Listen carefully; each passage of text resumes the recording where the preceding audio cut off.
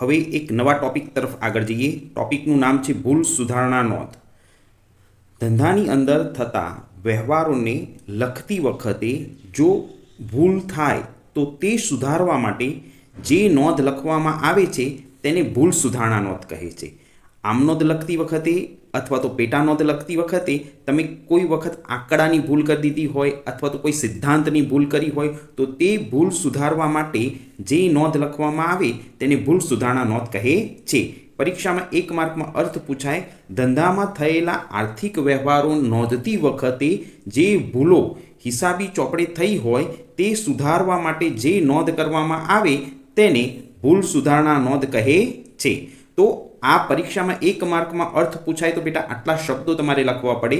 અંદર એક concept compulsory આવવો જોઈએ, હિસાબી ચોપડા લખતી વખતે થયેલી ભૂલો સુધારવા માટે જે નોંધ લખાય તેને ભૂલ સુધારણા નોંધ કહે છે। હવે આ ભૂલ સુધારવા માટેના નિયમોની ચર્ચા કરીએ। સુધારવા માટેના નિયમો કયા એની ચર્ચા શરૂ કરીએ તો ધંધામાં થતા આર્થિક વ્યવહારોને ચોપડે લખતી વખતે જે ભૂલો થાય છે તે સુધારવા માટેના 2 નિયમો છે, નિયમ નંબર 1 અને નિયમ નંબર 2। આપણે જે પ્રકરણ તૈયાર કરીએ છીએ ચેપ્ટર નંબર 8, આ પ્રકરણમાં આ 2 નિયમોનો કોઈ ઉલ્લેખ નથી, પરંતુ ભાગ 2ની અંદર આપેલું એક ચેપ્ટર છે અને એ ચેપ્ટરનું નામ જ ભૂલ સુધારણા નોંધ છે। તો એ ચેપ્ટરની અંદર આ ભૂલો થાય એને કેવી રીતે સુધારવી એના માટે 2 નિયમોનો ઉલ્લેખ કર્યો છે। એ બંને નિયમો આપણે જોઈએ અને પછી આ પ્રકારની ભૂલો સુધારીએ। તો પહેલો નિયમ એવું કહે છે કે જે ખોટું થયું હોય તેની વિરુદ્ધ અસર આપો। એટલે કે તમે હિસાબ લખતી વખતે, ધંધાની આમ નોંધ લખતી વખતે અથવા તો પેટા નોંધ લખતી વખતે જે ખોટું થઈ ગયું હોય તેની વિરુદ્ધ અસર આપો। ધારો કે મારે ભૂલથી ભાડાનું ખાતું જમા કરવાનું હતું પણ મેં ભૂલથી ઉધાર કરી દીધું, તો જે ખોટું થયું હોય એની વિરુદ્ધ અસર આપો। જો ભૂલથી ઉધાર થઈ ગયું હોય તો એને જમા કરી દો, અને જો કોઈ ખાતું ભૂલથી જમા થઈ ગયું હોય તો એને ઉધાર કરી દો। તો ભૂલ સુધારવાનો પહેલો નિયમ આ છે કે જે ખોટું થયું છે તેની વિરુદ્ધ અસર આપો। હવે બીજો નિયમ, જે સાચું હોય તે નક્કી કરી અને સાચા ખાતાની અસર આપો। તો એ વ્યવહારમાંથી બીજું એક ખાતું સાચું લખવાનું રહી ગયું હોય તે સાચું ખાતું શોધવાનું અને તે મુજબ સાચા ખાતાની અસર આપી દો, એટલે નામામાં થયેલી બધી જ ભૂલો સુધરી જાય। નામું લખતી વખતે જો કોઈ પણ ભૂલ થાય તો આ 2 નિયમો એપ્લાય કરો તો તમને એકાઉન્ટની બધી ભૂલ સુધારતા આવડે। પણ તમને એમાંથી કયું ખાતું સાચું નીકળે છે તે પણ કમ્પલસરી આવડવું જોઈએ। તો હવે આપણે એવા વ્યવહારોની સમજૂતી મેળવીએ। હવે આ પ્રકારના વ્યવહારની શરૂઆત કરીએ તો મેં ચોપડીના ઉદાહરણ અને સ્વાધ્યાયના વ્યવહારો બધા જ લઈ લીધા છે અને એ દરેકે દરેક વ્યવહાર પહેલાં સમજાવી અને પછી તેની ભૂલ સુધારણા ન શીખવાડું। તો જુઓ, પોઈન્ટ નંબર 1, ₹500 પગારના ચૂકવ્યા પણ ઓફિસ ખર્ચ ખાતે ઉધાર થયા છે। તો તમે બધા જ વિદ્યાર્થીઓ બેટા શાંતિથી સમજો કે આ બ્લુ રંગથી મેં જે લખ્યું છે ને એ વ્યવહાર છે। સાચો વ્યવહાર આગળ લખ્યો છે કે ₹500 પગારના ચૂકવ્યા હતા। તો એક સિદ્ધાંત સાચો છે કે પગાર નામનો ખર્ચ થાય છે તો પગાર ખાતું જ ઉધાર થવું જોઈએ, પણ મેં આની પાછળ લાલ રંગથી જે લખી છે ને એ ભૂલ છે। તો વ્યવહારની અંદર ઓફિસ ખર્ચ ખાતે ઉધાર થયા છે। હવે ઓફિસ ખર્ચ ખાતે ઉધાર થયા છે તો આ ભૂલ લખીને જ આપશે પરીક્ષામાં। હવે એ ભૂલ જે થઈ છે ને એને સુધારવી પડે। તો મેં તમને જે આગળ 2 નિયમો શીખવાડ્યા હતા એ નિયમ પ્રમાણે જે ખોટું થયું છે તેની વિરુદ્ધ અસર આપો, એટલે ભૂલથી ઓફિસ ખર્ચ ખાતે ઉધાર થઈ ગયું છે। જો ઓફિસ ખર્ચ ખાતે ભૂલથી ઉધાર થયું હોય તો ઓફિસ ખર્ચનું ખાતું જમા કરવું પડે।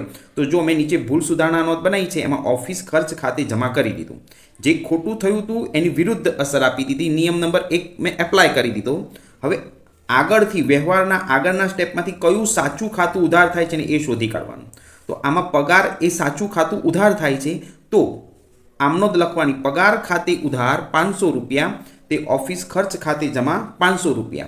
આ આમનોંધ જ કહેવાય, પણ આ આમનોંધને ભૂલ સુધારણા નોંધ તરીકે ઓળખવામાં આવે છે। ભૂલ સુધારવા માટેની નોંધ એટલે ભૂલ સુધારણા નોંધ, અને આ પ્રકારની નોંધ ખાસ આમનોંધમાં કરવામાં આવે છે। હવે એક વ્યવહાર નંબર 2, વીમા પ્રીમિયમના ચૂકવેલા ₹1200 ઉપાડ ખાતે ઉધાર કરેલા છે। હવે આગળ જે બ્લુ રંગથી દેખાય છે ને એ ખર્ચનું સાચું નામ છે, વીમા પ્રીમિયમ ચૂક્યું હતું, અને વીમા પ્રીમિયમ એ ધંધાનો ખર્ચ છે। માટે વીમા પ્રીમિયમ ખાતે જ ઉધાર થવું જોઈએ જે ભૂલથી ઉપાડ ખાતે ઉધાર કરેલું છે. તો આ ભૂલ સુધારવા પહેલો નિયમ એપ્લાય કરીએ, જે ખોટું થયું છે તેની વિરુદ્ધ અસર આપીએ. એટલે ઉપાડ ખાતું ભૂલથી ઉધાર થઈ ગયું છે તો ઉપાડ ખાતું જમા કરી દઈએ. તો લખ્યું છે તે ઉપાડ ખાતે જમા કરી દીધું. અને આગળ સાચું ખાતું આ વીમા પ્રીમિયમનું છે. તો વીમા પ્રીમિયમ એ ધંધાનો ખર્ચ, એટલે સાચું ખાતું શોધી અને એને ઉધાર કરવું પડે. તો એની ભૂલ સુધારણા નોંધ બને વીમા પ્રીમિયમ ખાતે ઉધાર 1200 રૂપિયા, તે ઉપાડ ખાતે જમા 1200 રૂપિયા. અહીંયા વ્યવહાર નંબર 3, શર્માને ચૂકવેલા રૂપિયા 800 વર્મા ખાતે ઉધાર કરેલા છે. તો હવે અહીંયા ઘણા બધા બાળકોને એમ થાય કે આ સાહેબ શર્મા અને આ વર્મા શું છે?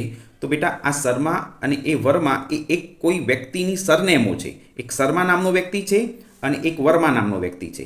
પણ આ આગળના ભાગમાંથી એવું સ્પષ્ટ થાય છે કે શર્માને ચૂકવેલા રૂપિયા 800, તો શર્મા ખાતે જ ઉધાર થવા જોઈએ.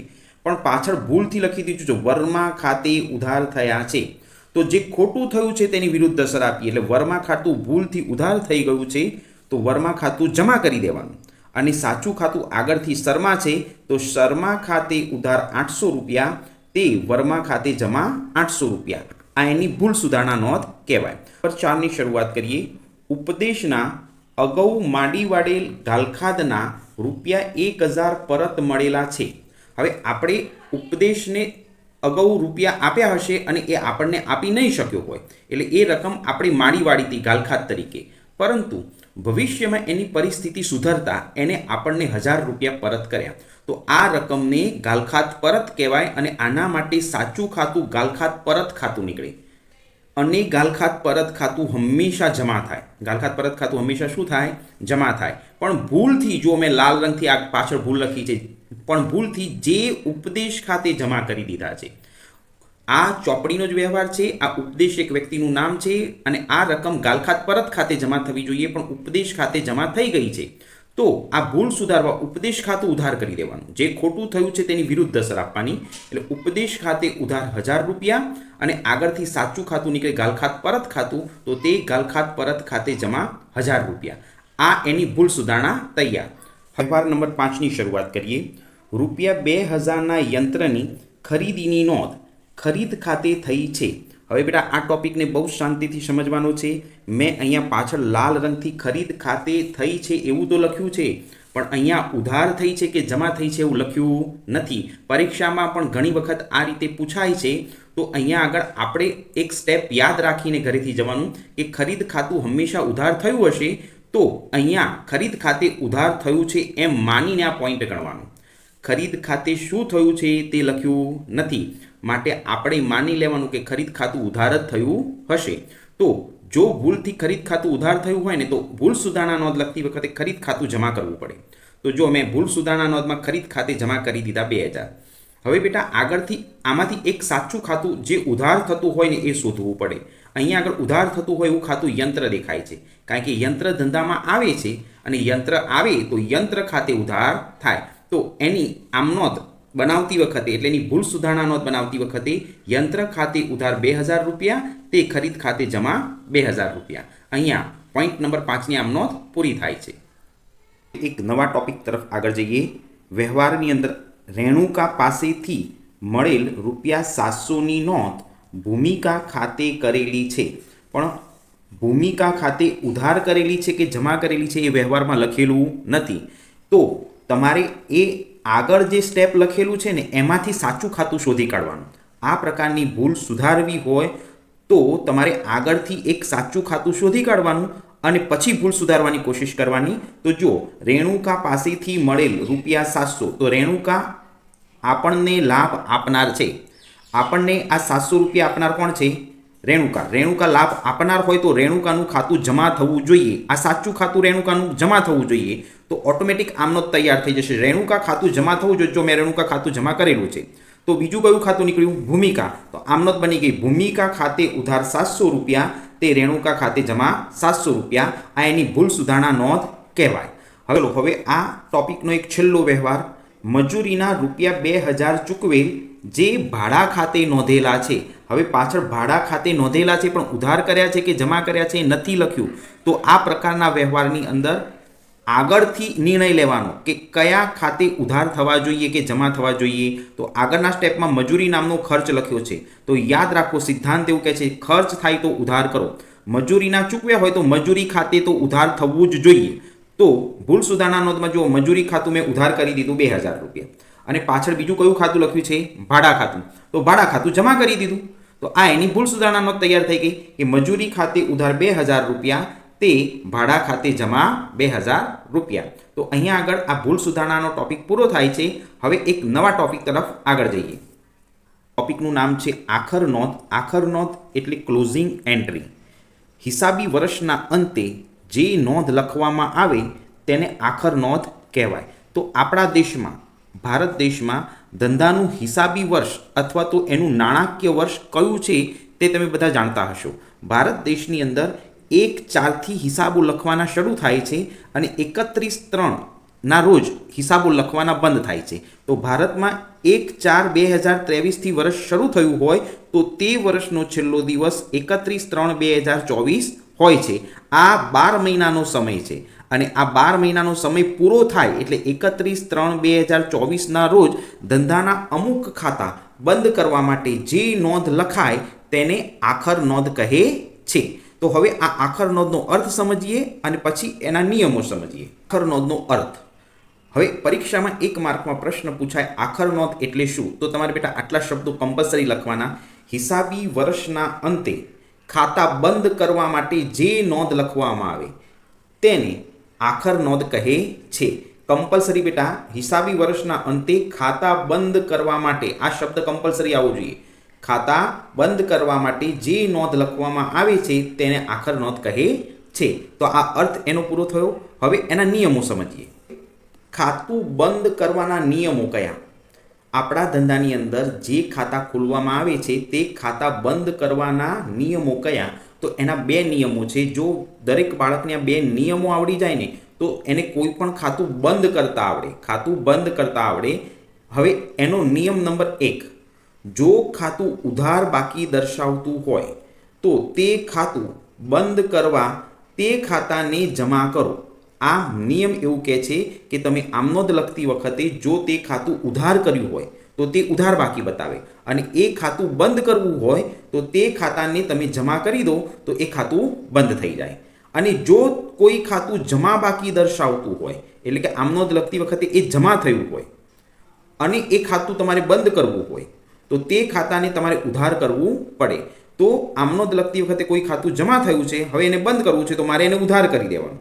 અને જો તે ઉધાર થયું હોય અને એ બંધ કરવું હોય તો એને જમા કરી દેવાનું. તો હું તમને આ બંને નિયમોનો ઉપયોગ કરી અને ખાતું બંધ કરતા શીખવાડીશ. પણ તમારે એક વધારાનું સ્ટેપ પણ આમાં યાદ રાખવાનું છે કે ખાતું બંધ કરીને કયા ખાતે લઈ જવાય. એના હું તમને બીજા 2 નિયમો શીખવાડું. તો આ 2 જે નિયમો છે ને એ ખાતું બંધ કરવાના છે. હવેના 2 નિયમો એ અલગ છે.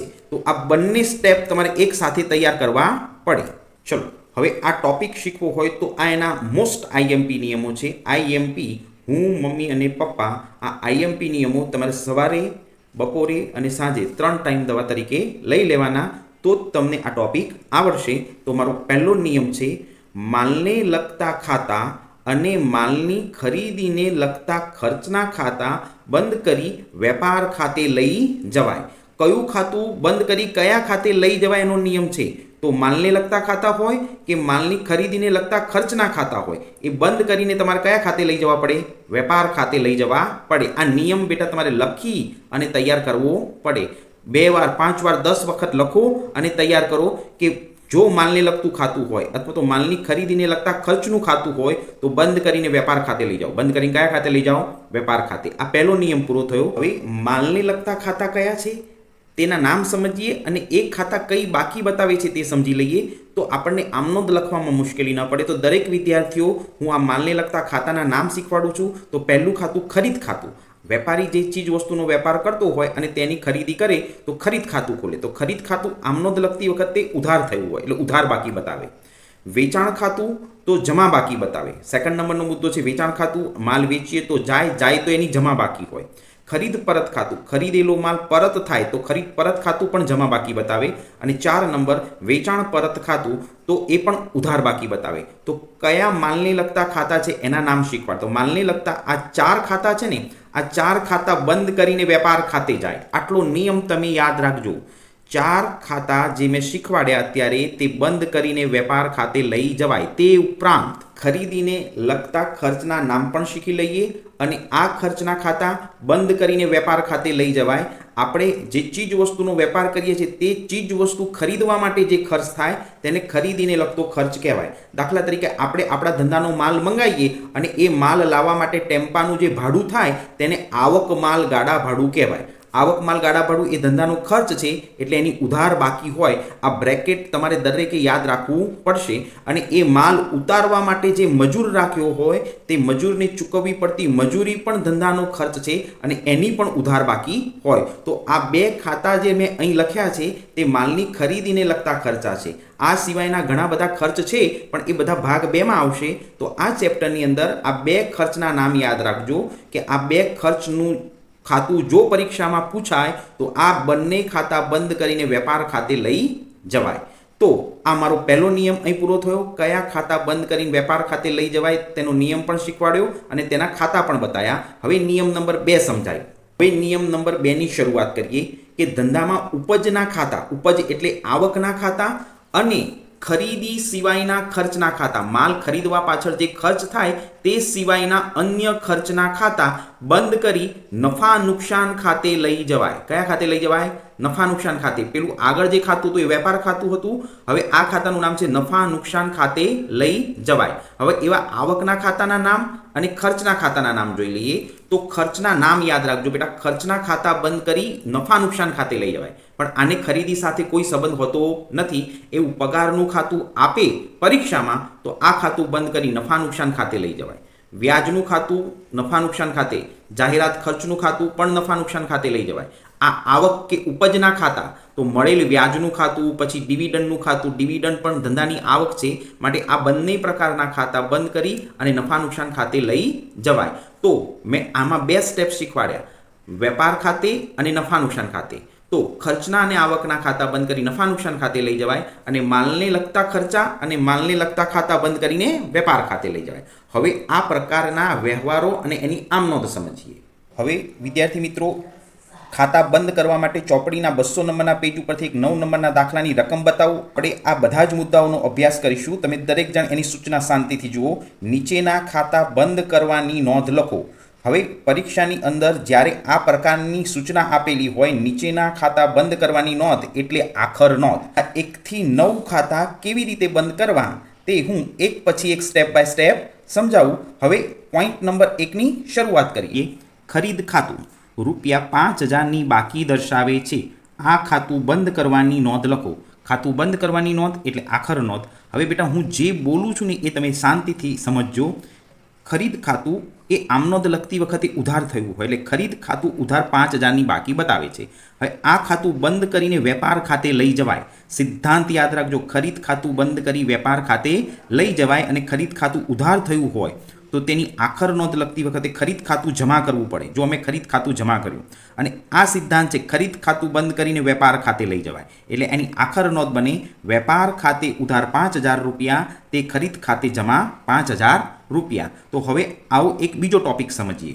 હવે ટોપિક છે વેચાણ ખાતું અને વેચાણ ખાતું ₹10,000ની બાકી બતાવે છે. તો તમારે સિદ્ધાંત યાદ રાખવાનો છે કે વેચાણ ખાતું આમનોંધ લખતી વખતે જમા થયું હોય. હવે આ ખાતું બંધ કરવું હોય ને બેટા તો વેચાણ ખાતાને ઉધાર કરવું પડે. તો જો મેં આમનોંધ લખતી વખતે વેચાણ ખાતે ઉધાર ₹10,000 કર્યા અને આ વેચાણ ખાતું એ માલને લગતું ખાતું હોવાથી ખાતું બંધ કરીને વેપાર ખાતે જાય. ખાતું બંધ કરીને કયા ખાતે જશે?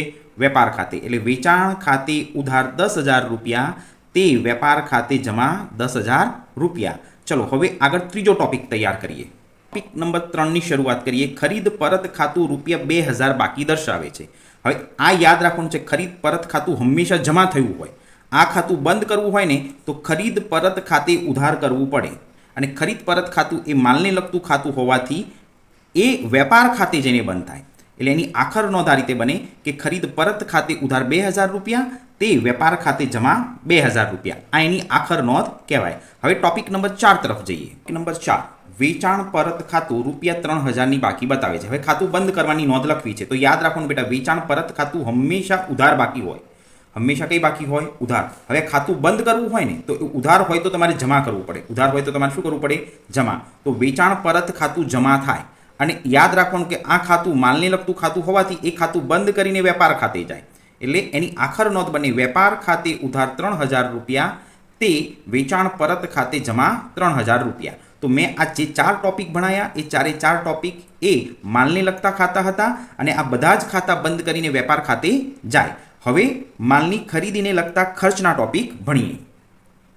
ટોપિક નંબર 5, આવક માલ ગાડા ભાડાનું ખાતું રૂપિયા 2000 બાકી બતાવે છે. તો આવક માલ ગાડા ભાડું એટલે માલ લાવવાનું ભાડું, આ ખરીદીને લગતો ખર્ચ છે. આવું તમારે બેટા યાદ રાખવાનું. અને આ ખાતું બંધ કરીને વેપાર ખાતે જાય. તો ખર્ચનું ખાતું હંમેશા ઉધાર થયું હોય. જ્યારે ખર્ચ થાય ને ત્યારે ઉધાર થાય. હવે આ ખાતું બંધ કરવું હોય ને તો એ ઉધાર હોય તો જમા કરી દેવાનું. તો જો મેં ટૂંકમાં લખેલું છે તે આવક માલ ગાડા ભાડા ખાતે જમા 2000 રૂપિયા. આ ખાતું બંધ કરી વેપાર ખાતે જાય એટલે વેપાર ખાતે ઉધાર કર્યા 2000 રૂપિયા. આ એની આખર નોંધ કહેવાય. આ રીતે બોલાશે કે વેપાર ખાતે ઉધાર 2000 રૂપિયા તે આવક માલ ગાડા ભાડા ખાતે 2000 રૂપિયા. ચલો હવે આના પછી 6 નંબરનું સ્ટેપ તૈયાર કરીએ. પોઈન્ટ નંબર 6, ખાતાનું નામ છે મજૂરી ખાતું રૂપિયા 25000 રૂપિયા. મજૂરી એટલે તમારે બધાએ યાદ રાખવાનું કે માલ લાયા પછી એ માલને ઉતારવા માટે ચૂકવેલી રકમ એટલે ધંધામાં થતો ખર્ચ. અને એ ખર્ચનું ખાતું એ ખરીદીનો ખર્ચ હોવાથી ખાતું બંધ કરીને વેપાર ખાતે લઈ જવાય. ખાતું બંધ કરીને કયા ખાતે લઈ જવાય? વેપાર ખાતે. એટલે ખર્ચ હંમેશા ઉધાર થયો હોય અને ખાતું બંધ કરવું હોય તો આને જમા કરી દેવાનું. તો જો મેં લખ્યું છે મજૂરી ખાતે જમા કરી દીધું અને આ ખાતું બંધ કરીને વેપાર ખાતે લઈ જવાય. એટલે એની આખર નોંધ બને કે વેપાર ખાતે ઉધાર 25000 રૂપિયા તે મજૂરી ખાતે જમા 25000 રૂપિયા. આ બે મુદ્દા, આવક માલ ગાડા ભાડું અને મજૂરી, આ બંને મુદ્દા એ માલની ખરીદીને લગતા ખર્ચ હતા. હવે અન્ય ખર્ચની સમજૂતી શરૂ કરીએ. 7, પગાર ખાતું રૂપિયા 4000. આ ધંધાનો અન્ય ખર્ચ છે. મેં બ્રેકેટમાં લખેલું છે ધંધાનો કેવો ખર્ચ છે? અન્ય ખર્ચ છે, જેને ખરીદી સાથે સંબંધ નથી. તો તમારે બેટા સિદ્ધાંત યાદ રાખવાનો કે પગાર ખાતું બંધ કરી નફા નુકસાન ખાતે જાય. કયા ખાતે જાય? નફા નુકસાન ખાતે. હવે એની આખર નોંધ લખવી હોય તો પગાર એ ધંધાનો ખર્ચ છે તો ઉધાર થયો હોય. હવે આ ખાતું બંધ કરવું હોય ને તેને જમા કરી દેવાનું. તો જો મેં પગાર ખાતું જમા કર્યું છે. યાદ એટલું રાખવાનું છે બેટા કે પગાર ખાતું બંધ કરીને નફા નુકસાન ખાતે જાય. તો આ ટોપિક તમે લખીને તૈયાર કરજો કે નફા નુકસાન ખાતે ઉધાર 4000 રૂપિયા તે પગાર ખાતે જમા 4000 રૂપિયા. આ એની આખર નોંધ કહેવાય. હવે પોઈન્ટ નંબર 8, વ્યાજ નામનો ખર્ચ થાય છે.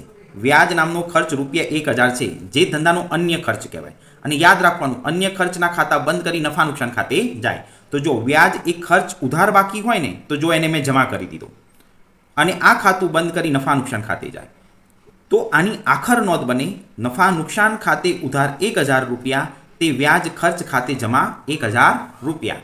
હવે એક નવો મુદ્દો જોઈએ. ચલો પોઈન્ટ નંબર 9, જાહેરાત ખર્ચનું ખાતું. જાહેરાત ખર્ચનું ખાતું 1500 રૂપિયા બતાવે છે અને એ પણ ધંધાનો અન્ય ખર્ચ જ છે. તો જાહેરાત ખર્ચનું ખાતું બંધ કરીને નફા નુકસાન ખાતે જ જાય. તેની આખર નોંધ બને નફા નુકસાન ખાતે ઉધાર 1500 રૂપિયા તે જાહેરાત ખર્ચ ખાતે જમા 1500 રૂપિયા. ખર્ચ ઉધાર થયો હોય એ ખાતું બંધ કરવા મેં એને જમા કરી દીધું અને સિદ્ધાંત લગાવ્યો આ ખાતું બંધ કરી નફા નુકસાન ખાતે જાય. હવે નવો ટોપિક લઈએ. પોઈન્ટ નંબર 10, અહીંથી 2 સ્ટેપ આવકના ખાતા છે. તો જો મેં લખ્યું છે મળેલ વ્યાજનું ખાતું. મળેલું વ્યાજ એ ધંધાની આવક છે 800 રૂપિયા. તો યાદ રાખો ઉપજ હોય કે આવક હોય એ ખાતું જમા બાકી દર્શાવતું હોય અને આ ખાતું બંધ કરવું હોય ને તો એને ઉધાર કરવું પડે. તો મેં એની આખર નોંધ લખતી વખતે મળેલ વ્યાજનું ખાતું ઉધાર કરી દીધું 800 રૂપિયા. અને સિદ્ધાંત યાદ રાખજો ઉપજ કે આવકનું ખાતું બંધ કરી નફા નુકસાન ખાતે લઈ જવાય. કયા ખાતે લઈ જવાય? નફા નુકસાન ખાતે. તેની આખર નોંધ બને મળેલ વ્યાજ ખાતે ઉધાર 800 રૂપિયા તે નફા નુકસાન ખાતે જમા 800 રૂપિયા. આ એની આખર નોંધ. અને આખર નોંધનો હવે સૌથી છેલ્લો ટોપિક 11 નંબરનો ડિવિડન્ડનું ખાતું રૂપિયા 700 એ ઉપજ છે. અહીંયા આગળ ચોપડીમાં એવું લખીને આપ્યું છે મળેલ ડિવિડન્ડ, પણ પરીક્ષામાં લખીને ના પણ આપે. જો તમને એકલું ડિવિડન્ડ લખીને આપે તો પણ તમારે યાદ રાખવાનું કે ડિવિડન્ડ એ ધંધાની આવક કે ઉપજ જ છે અને આ ખાતું બંધ કરી નફા નુકસાન ખાતે જ લઈ જવાય. તો ડિવિડન્ડ એ જમા બાકી હોય તો જો એને ઉધાર કરી દીધું, ડિવિડન્ડ ખાતે ઉધાર 700 રૂપિયા અને આ ખાતું બંધ કરી નફા નુકસાન ખાતે લઈ ગયા, તો ડિવિડન્ડ ખાતે ઉધાર તે નફા નુકસાન ખાતે જમા 700 રૂપિયા. તો અહીંયા આગળ હું આ મારી આખર નોંધનો વિડીયો પૂરો કરું છું. હવે નેક્સ્ટ વિડીયોની અંદર બાકીના મુદ્દા મોકલી આપીશ.